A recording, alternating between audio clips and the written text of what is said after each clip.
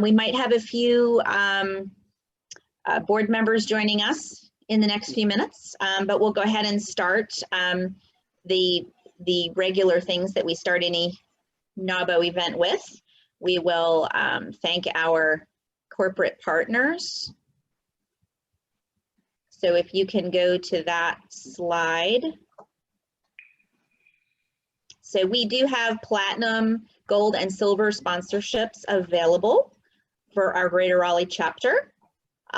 These are our platinum and gold sponsors. And these are our silver sponsors. And toward the end of the presentation, you will see the contact information for our corporate partner chair or director, I should say. And if you are interested in that option, you can find out more details. Next slide, please. And this is our lovely board. And in the bottom corner, you'll see it says interested in a board position. Contact Emily Parks at, and her email address is in there. And I will put it, well, I guess, do you want to go back to that slide real quick? I'm going to put it in the chat in case anybody is interested. Emily Parks is our president-elect this year, and she is putting together the board, and there'll be also possibly open board positions to vote on later on, so you can get details on that. So which one is she? She is, oh, she just joined us. Good morning, Emily. Hey, Emily. Right here in the middle. Hi, okay. Great, thank you. Next slide, please. And this is the full list of the positions that we currently have, the names and their businesses. And we thank all the board for their service. Okay, so moving right along, our first slide with the meat of our presentation is about our peer group. So I'm going to turn it over to Wendy Gates Corbett, who is a committee member on the Professional Development Committee, and she's going to take you through this and tell you a little bit about peer groups. Take it away, Wendy. Well, good morning, everyone. It's great to be here with you and to share a little bit about peer groups. Peer groups are actually one of the main reasons why I joined the chapter about 1.5 years ago. They are great sounding boards of women, and I guess Tom and Johnny could join as well.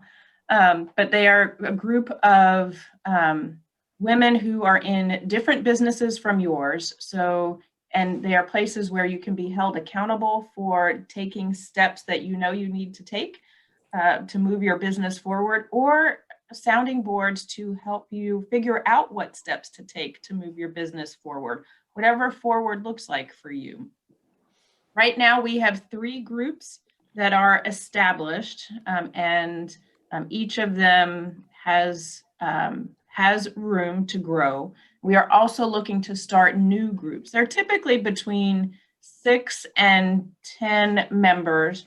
They typically meet once a month. Right now, all of our groups are meeting virtually, and there are 2 morning or daytime groups and 1 after hours group.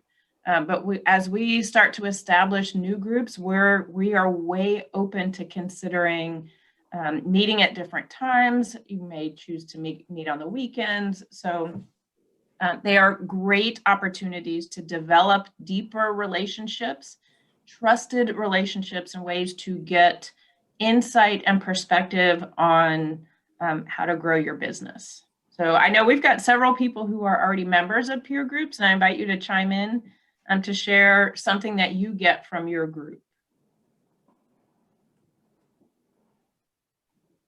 I'll comment. Yep, go ahead, Penny.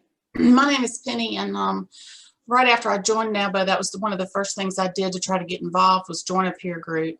So that, for the first part, is that group was able to really guide me and teach me how to get in touch with what NAWBO is and enjoy NAWBO. I mean, it was like a stepping stone to the organization for me. Mm-hmm. But I was at really a turning point in my business. And I put that forward to my group and got ideas back from each of them. Each of them gave different ideas, but I made that turn using a lot of their advice, and it was a very successful turn. And, it was very valuable to me. I don't know how else to describe it. It's extremely valuable to me in the growth of my business. Thank you. Thank you. Carletha, may I ask you to chime in, and then Sarah, if you don't mind? Yes, I've actually been a NAWBO member, probably, Wendy, around the same time that you joined, it's less than 2 years. But like I said before, Penny and Sarah and I are in the same peer group. When I joined, Emily Brennan was the membership director, and as a part of my coming into the organization, one of the things that was mentioned was the peer group, and I thought that sounds really good, because it's kind of like a small cell group that I can get some affinity with. And it turned out to really be, what really has glued me to NAWBO. I certainly, during the time that you and I joined, we were doing the physical on-site meetings and those business luncheons and that kind of thing. But it was really the peer group that I felt it just really gave me that connection, because it was a small group of women I could bond with instead of trying to jump into the bigger organization and try to find my way. The peer group really kind of gives you that affinity, gives you that camaraderie, and makes you really feel connected. And that every month you're going to be meeting. You have a platform where you can, talk about your challenges, or we can celebrate your successes, however it evolves. I think it's really a wonderful, wonderful thing. And I encourage every new member to really give it serious consideration. Of course, I know time limitations and COVID restraints and that kind of thing, but I do think it's a really good, and with it being virtual, and different options. We started out meeting, 2 hours, and now we're really down to 1 hour. So there's a lot of, flexibility and that kind of thing, a consideration for everybody's situation. So I think it's a great, great part of the organization. Great, thank you. Sarah? Yeah, thank you. It's nice to see my peer group here. We are actually ironically meeting tomorrow morning, so we'll get to see each other again, which is a nice surprise. For me, joining the peer group was one of the main reasons I joined NAWBO. That was one of the biggest benefits that I saw that would help me in my business. I had a lot of corporate experience, but was kind of new to the entrepreneurial journey. And it was a big deal for me to be able to run ideas off folks, to have that sounding board, and sometimes to have diverse opinions. But just hearing the logic behind them and hearing myself ask and having other folks prompt and weigh in has been really helpful. And sometimes it's the little nuanced things. It's the little nits and gnats that you get hung up on. It wasn't for me. For me, I haven't needed help with kind of big strategy or kind of the higher level items. It's the nits and the gnats and the how often should I reach out and when should I do this and what format should I use for that. But it's been invaluable. And at the end of the day, I respect their opinion. And I think we've had really nice friendships and really have grown to enjoy each other's company. And it's been one of the best parts of NAWBO for me, for sure, for my tenure. Well, great. Well, I don't want to take up more time related to the peer groups unless there are questions. I will just add that one of the things that I love about the peer groups is for me, I need the accountability. I know the things that I need to do to move my business forward, but execution or completion is not one of my strengths. So for me, making a commitment to something I'm going to do to move my business forward, knowing that I don't want to disappoint my peer group members. So for me, it's the accountability that I get with a peer group that helps me move my business forward. So as I mentioned, we are looking to steer folks into more peer groups, into the existing ones, as well as creating new ones. If you have any questions, please feel free to reach out to me. Janice has the application there, and there's also a link to it in the chat window. So thank you all. And Janice, I'll turn it back over to you. Thank you, Wendy. And thank you everyone for sharing. That was really awesome. And we did not rehearse that.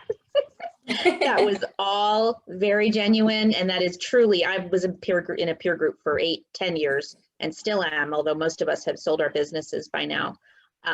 It's just wonderful. I can't say enough about it myself. So we will turn the next slide, 3 slides, over to Sarah Forney, and she's going to talk about community partners. Hello, everyone. For the few of you that don't know me, I'm Sarah Forney. I run a boutique within Morgan Stanley called Longview Group, and we work with multi-generation families and what I call women in transition. We all are transitioning in our lives, in our partnerships, in our businesses, and so we have a heavy focus on financial planning, which is super helpful for all those transitions. Wendy, Janice, and I sit on a committee and collaborate on your behalf. And I've been focused on working with our community partners, which I'll admit has been a little bit of a challenge in this COVID environment, but I'm happy we're starting with the SBA. The SBA is an amazing organization. I'm sure y'all have heard of them from kind of a bigger picture or other parts of your lives. But we have a great local contact, Patrick Rodriguez. I think even back to when we were having in-person luncheons, he would attend on occasion. Very engaged, very easy to speak to. But the SBA is the Small Business Administration, and they are here to help with starting a business. They have a group of lenders and partners who can be a resource to you. Patrick's contact information is there. Again, we'll share the slides at the end. So if you need to reach out, please do. I'm happy to brainstorm or talk through some items with you if that would be helpful as well. Our next community partner is the Women's Business Center of North Carolina. And they have the ability on their website for you to just go on and click an appointment. And they've got a bunch of COVID resources, a whole COVID section on the website. They do customized one-on-one business counseling. So a deeper dive, not just a list of partners or a list of lenders, but a deeper dive to get in and do some of that counseling with you. They do have a number of different training programs. They have the Minority Executive Education Institute. They hold seminars and classes. I just saw today that they have a cybersecurity one in 2021. If that's of interest, feel free to check it out. They also help with business planning, loan package preparation. They have networking opportunities and really another great resource available to women business owners in the area. Sarah, you said you're going to share these slides, right? Yes. So we don't need to. Okay, cool. Absolutely. Absolutely. And then finally, SCORE. So SCORE is for small businesses. They are an ability to also get a mentor. They will do business plan advisory services, support programs, and they kind of have this introduction to starting a business. I'll in full disclosure, I've had some issues with getting in touch with them and contacting them. I think in COVID, if you're reaching out to these resources and not getting a response via email, I definitely recommend picking up the phone and calling. I think I've spent months going back and forth with emails, and so sometimes you just have to pick up the phone, and that becomes the most productive use of your time. But if I could be of help to anybody, please reach out. Would be happy to be a resource, connect, learn more about you and your business.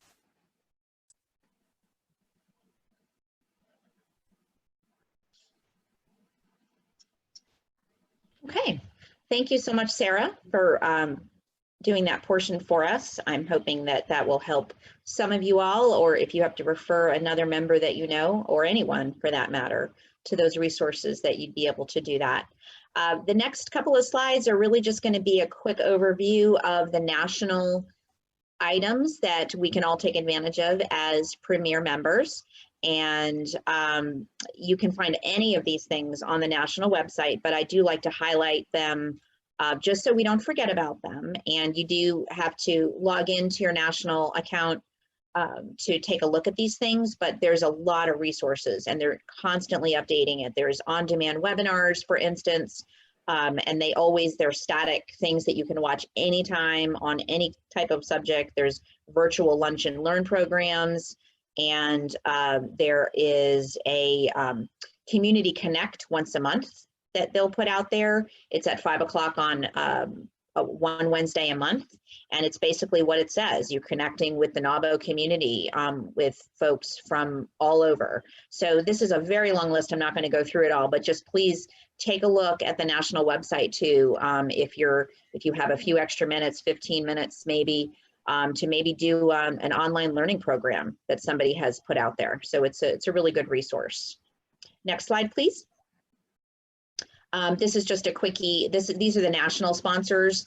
And if you have checked your inbox recently, they update us on the different discounts that these sponsors will give NAWBO members. So definitely check your inbox, but also check your spam. A lot of these can go in there. Even if you go in and pull them out, then the next month they might be back in there. So just check it out so you don't miss out on discounts. Next slide, please. And then this is just another, you can save money, check your inbox. I said all that, so I don't want to be repetitive. Next slide, please. So if you have questions about any of these things, Director of Membership, if you have someone to refer about joining, Carlitha, who's on our call here, her phone number is here and her email is here. Director of Public Policy, Karina has the latest and greatest information about what we're doing as a chapter and what National is doing and how we can get involved. National also posts a lot of things on their website about the next public policy thing. And I think they have something coming up in the next 3 to 4 weeks. So check that out if you're interested. Holly, who's also on our call and our host today, she is in charge of corporate partners. So if you are interested in that opportunity, and just want to find out more about it, no strings attached, just give her, send her an email here or give her a call, and or Catherine. They are doing this committee together, and they can give you the details on what you'd need to do to become a corporate partner. And of course, I'm the last one on this list here. I'm Janice Cutler. I think I forgot to introduce myself in the beginning, but I'm the chair of professional development, and we are hosting this program for you every month now, and we hope that you are enjoying it so far. So if you have any questions, please feel free to reach out to any of us. Next slide, please. Oh, that's the end of the show. Okay, so we would like to use the rest of this time for, I'm gonna start with a question, because our main goal today, not only is it for you all to connect with each other, do some networking, and we're fine, Holly and I are fine to stay on past 9:30 if we need to if you want to talk to people more, or if you have further questions for Wendy about a peer group. And I think most of us on here are already in a peer group, but Wendy has agreed to stay on a few minutes to talk about that. But the question I'm going to put out is, what do you all need? Is there anything that you are not getting, or that you maybe today were inspired to think maybe you can ask for it within our chapter in terms of a connection? Is there more information that you need? Is there somebody you'd like to meet? Is there information you would like to see us put out? Is there a program or a subject matter that you would really like to hear about? So anything you can think of, I'll just put it out there. Elizabeth. So the thing I would say that's missing during COVID times right now is that that opportunity for socialization and connection that we normally get during our monthly business meetings. And so I think I've mentioned this to Carlitha before, but if we could just have an unstructured scheduled time, even just once a month, where we just get together and we talk about whatever. There's no agenda.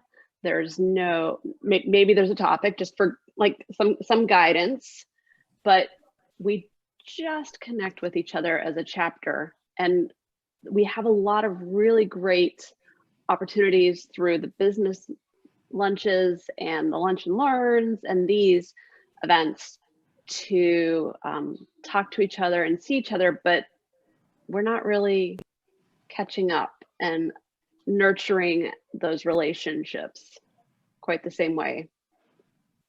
That's a great idea. Yeah, thank you. And certainly, that could be incorporated into this program. This is our first Connections and Conversations program. And the spirit of this, when my committee was talking about it just a few weeks ago, I think we were all feeling what you're saying. It's like we're just not seeing people, and we're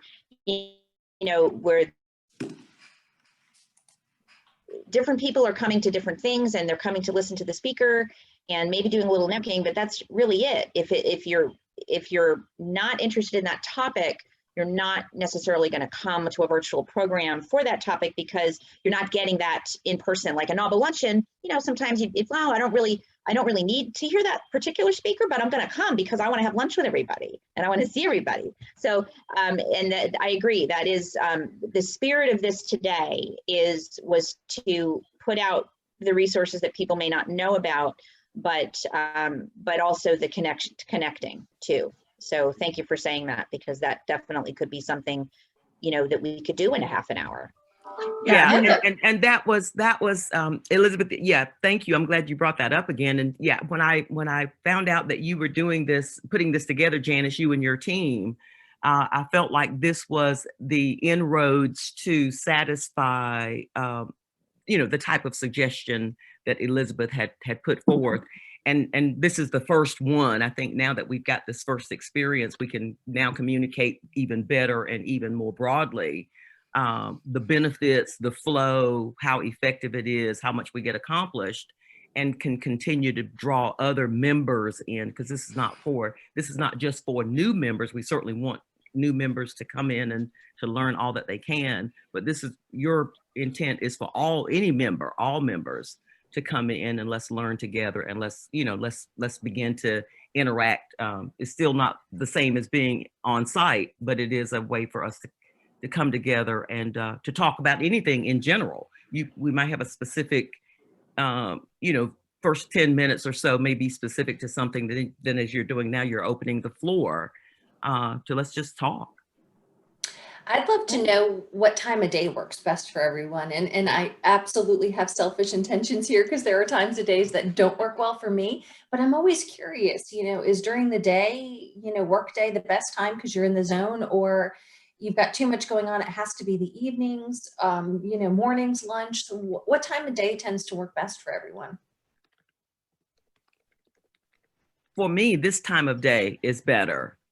As we move into the day, it just really starts to, and what happens is it depends on the day as to how much more time I'll have during the day. But for me, most likely early mornings is always going to be more available. And I think, Sarah, like you said, if we have it at the beginning of the day, if we get in a zone, we don't have to stop later. Good point. Yeah, exactly. Yeah. Great point. And I have Elizabeth, clients. Sorry, I have clients on the West Coast, so I'm doing later calls. So this is a great time for me. So This is a great time for me this as could well. be more of the topics, maybe some of the coffee conversations like we're doing today, connections and conversations, can be more open. Mm-hmm. Yeah. And personally, I'm open to this time as well. It's just in like another week and a half. I'm going to be multitasking, getting kids online while connecting. So it's the nature of right now. Yeah.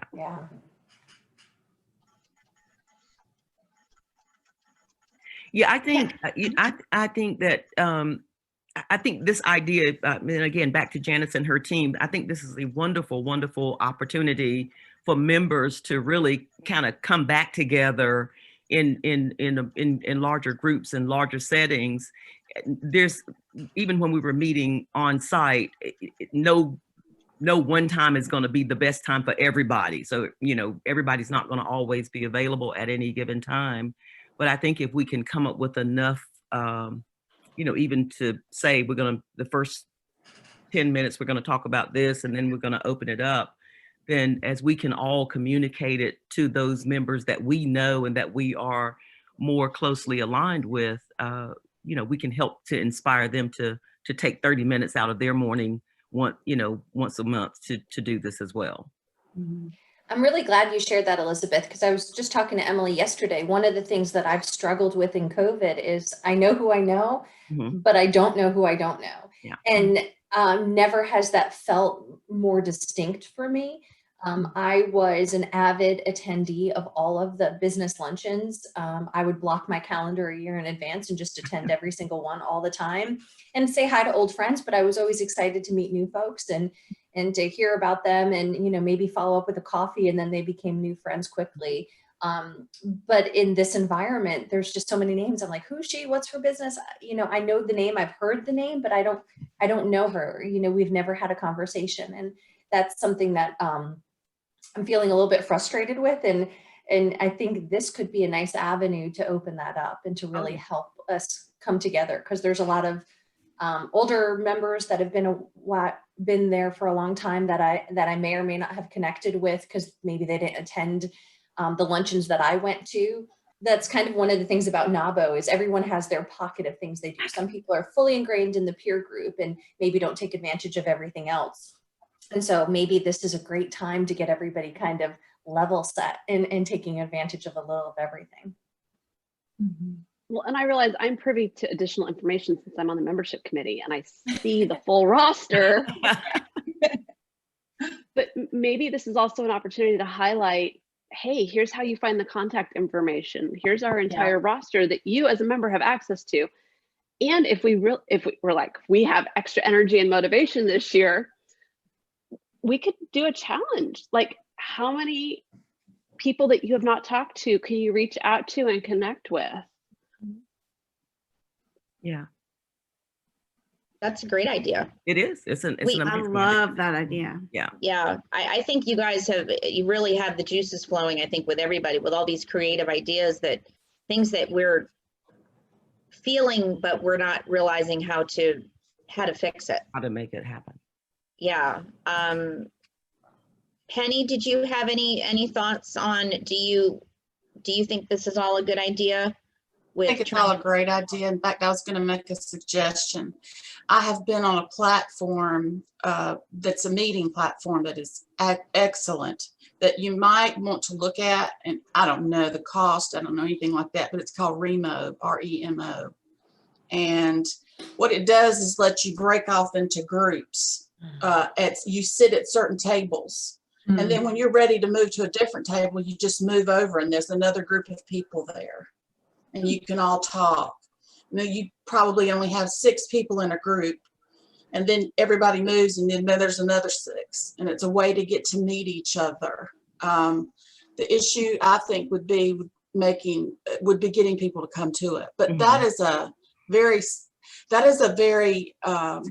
it's a very social type thing. It's more like, well, what are you doing tomorrow? What's going on tonight? Who's playing what game? And so people are just getting to know each other. They do talk about their business some, but it's to me, it was solving the problem of not having any social communication with my peers.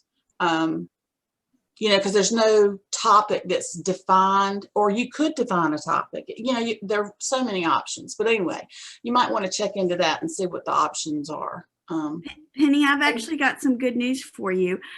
We, within the Zoom platform, have been doing something similar for each of the virtual luncheons, where when somebody attends, like the November luncheon, we did this where during what would have been open networking when we were together, we do breakout rooms within Zoom.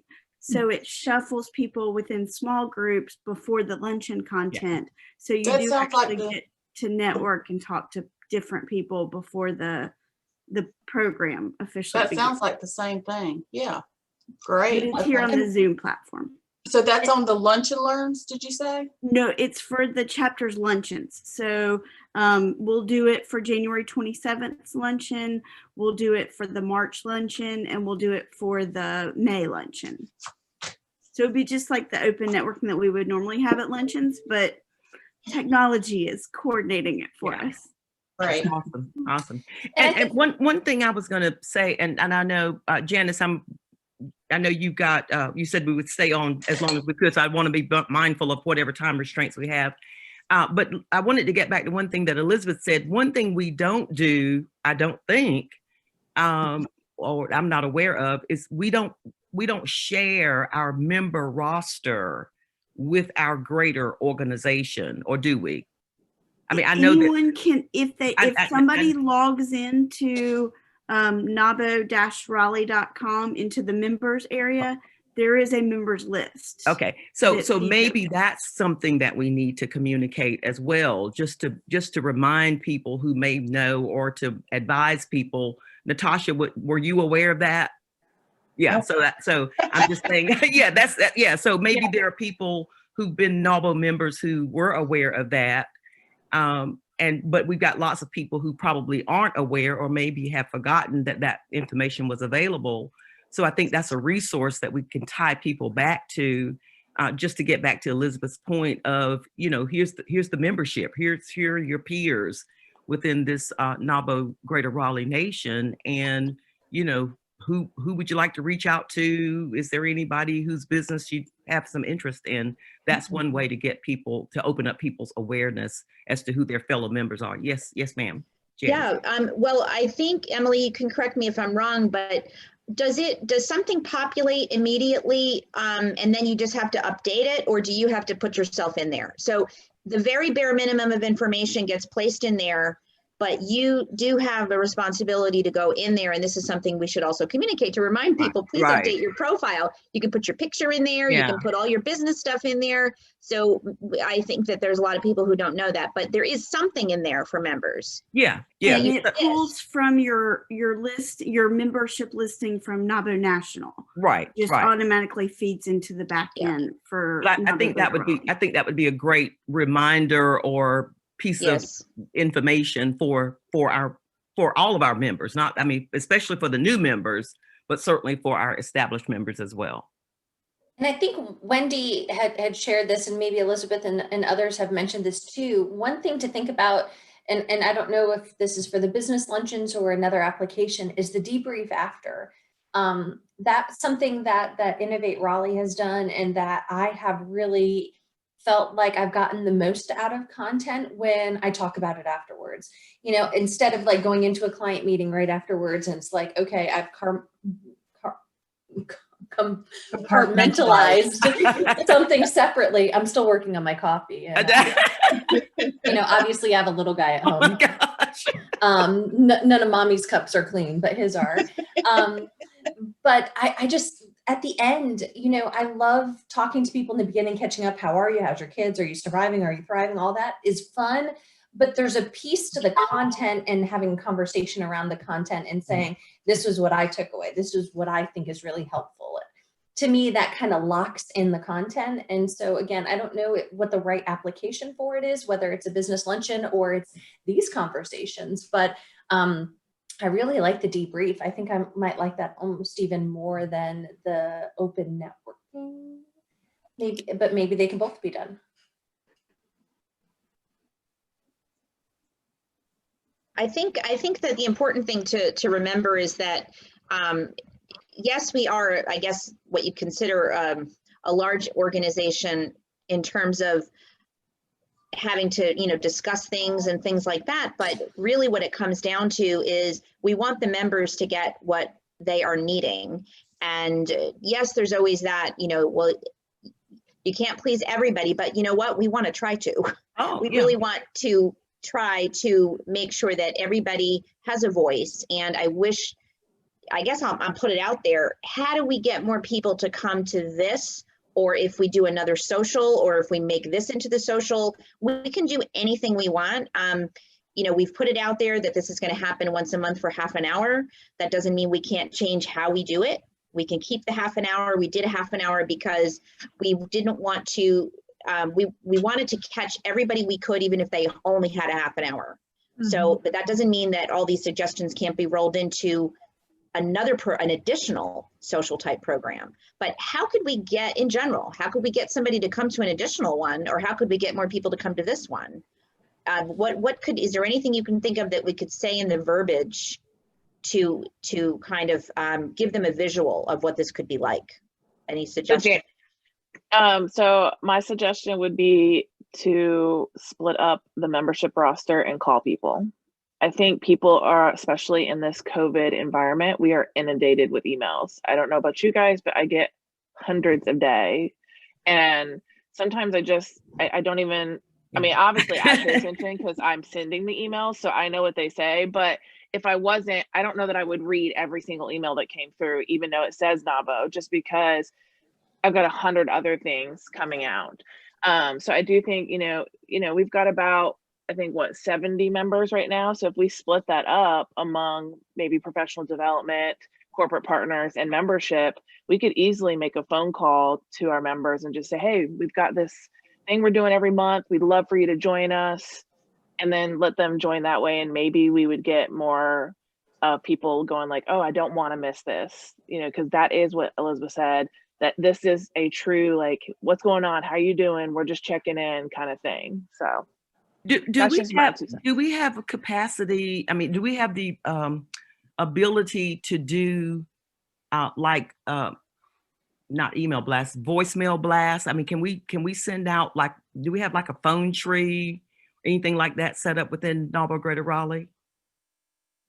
Not currently, as far as like where we could record something and send it out, you mean? Well, it's just, a phone tree you set it up, when you got a message that you want to get out to all of your members, or churches do it, lots of organizations do it.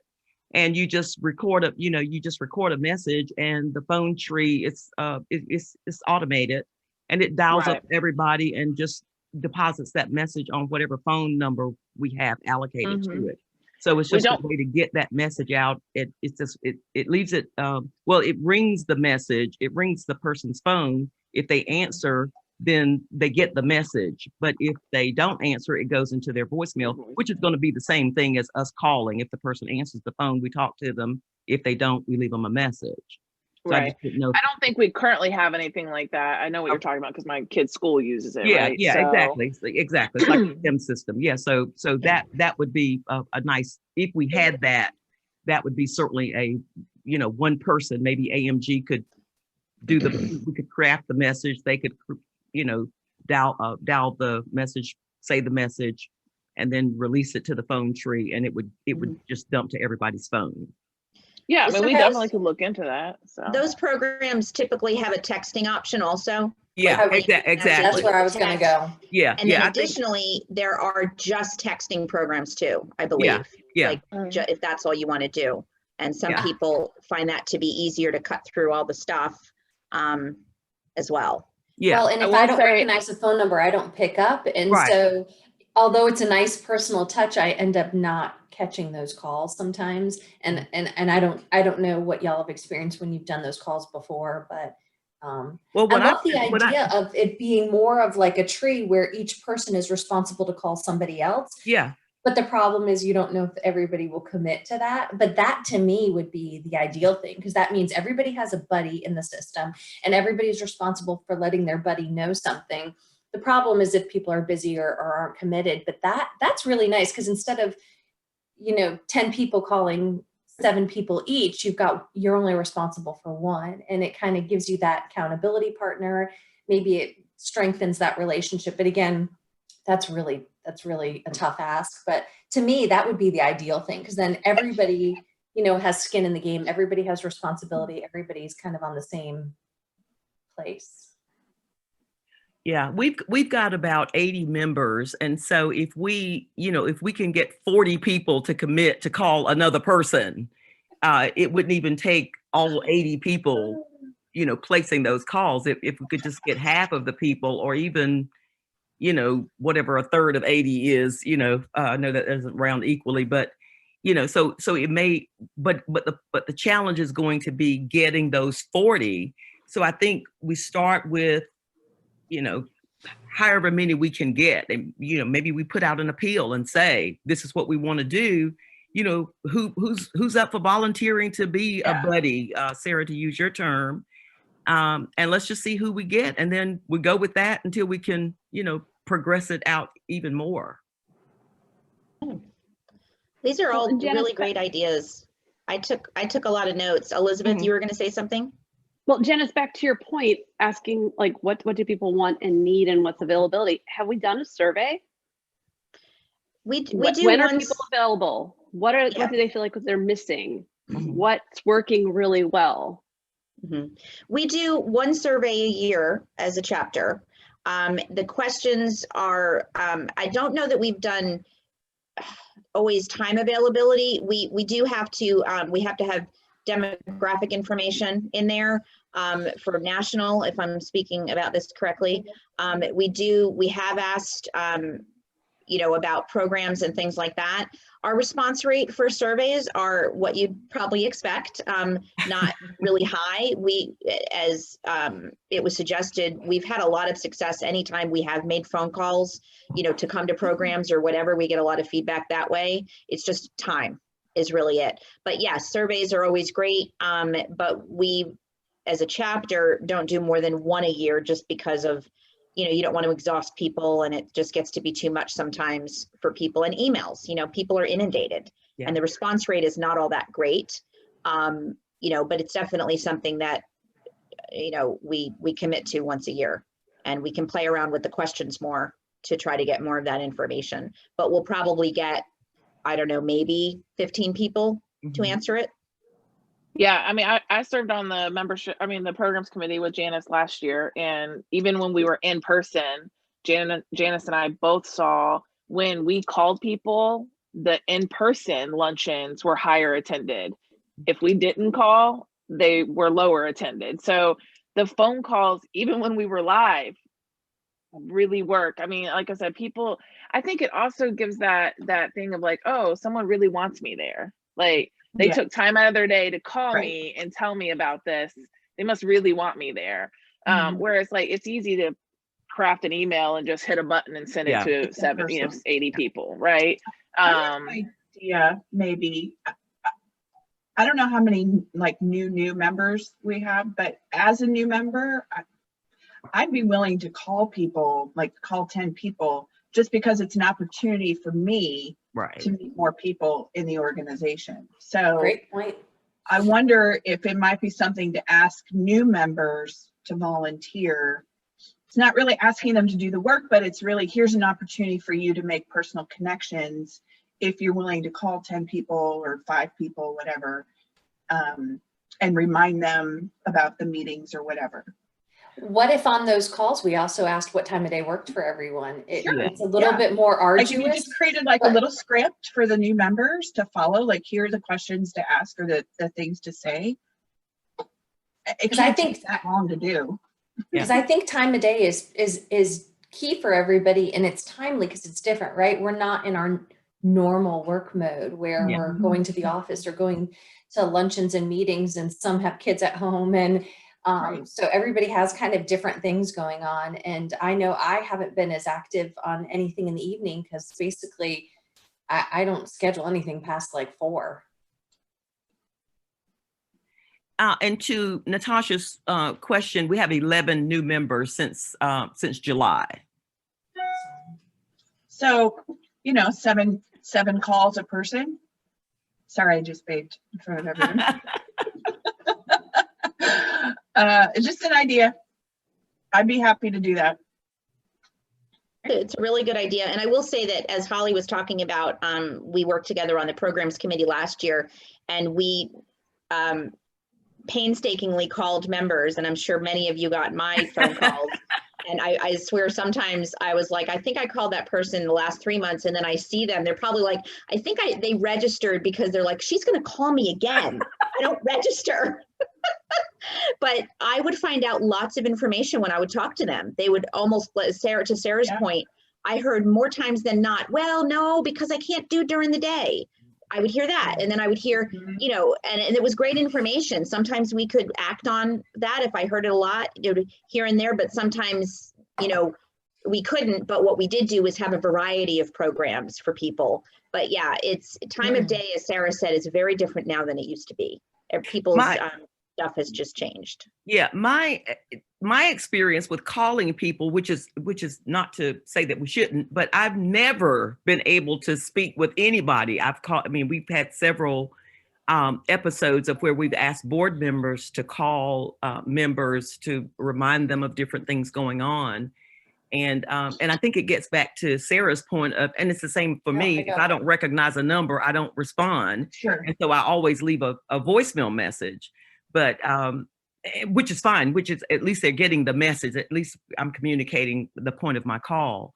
So I do think that it's going to take all of this. Yeah, I don't know that there's any one size fits all approach to reaching out and touching people and getting them engaged. I love Natasha's idea of saying to new members, you know, we'd love to have you to participate in this project. You know, it will give you an opportunity to reach out to some other members to learn, to get connected with some people. You'll find out some things. And I think if I made that call and let's say I had to leave a voicemail, it wouldn't be, the priority isn't about reminding them to come to something. It's more about, I want to connect with you, just learn more about your business and how your experience with NAWBO. Oh, by the way. Yeah, that's a we great have this thing coming up. Yeah. Well, and I think a lot of people are really missing that personal connection and touch right now. And so if we can keep that in mind as we build out the strategy, we can try to fill some of that void that we're just out of necessity is not necessarily being high on the list from all the distancing. And I would say in the midst of the crafting this strategy, let's also be mindful of building in some sort of mechanism to provide consistent feedback so that we can see, oh, this person that can't do during the day, this person can't do whatever time restriction, Spreadsheet or so that we have a system capturing that information as opposed to random emails that like may or may not be compiled. Exactly. Elizabeth, I love that idea. And I know in prior calling sessions, I guess, for lack of a better term, we've done like a Google spreadsheet that people have been able to plug in feedback from their calls, so then everybody who's making calls can see what consistencies are or what inconsistencies are between the answers. And I think that's just as rewarding for people too, to see how what they heard differed or was the same as what other people heard. Ladies, I am thoroughly enjoying this, but I do have to get off the call. I've got to get prepared for a 10 o'clock meeting. But Janice, to you and your team, this has been a superb idea and rendering, and I think a very successful first time, and hopefully the next time we'll have even more people here. So I think if each of us would tell at least one other person, we'll have double our attendance this morning. But thank you all, and I'll look forward to talking. And put it on social media. Do a shout out, like a LinkedIn. Yeah. Yes, absolutely. I'm one of those minorities that is not on Facebook, so I miss a ton of content. And I know there's others like me out there. Oh yeah, absolutely. Share on your social media. I also need to run for 10 o'clock. But thank you all for coming. It's great conversation. Great. Thank you, Wendy. Thank you. Great. Thank you all. Have a great day. Thank you, Janice. You too. This is great. Bye, y'all. Bye. Thanks for your help, everyone.